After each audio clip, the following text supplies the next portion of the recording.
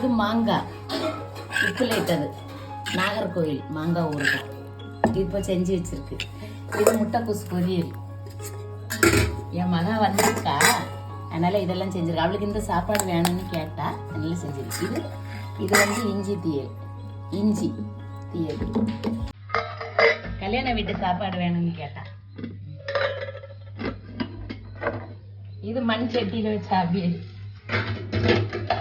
இது மண் சட்டியில வச்ச அவியல். இது ரசம். இது சாம்பார்.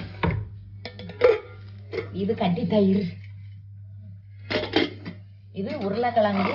எங்க ஊர்ல எப்படி நாங்க வைப்போம் கல்யாண வீட்டுல, இந்த மசாலா கறி இறைச்சி மாதிரி போட்டு இது வைப்போம். அதை வச்சிருக்கோம்.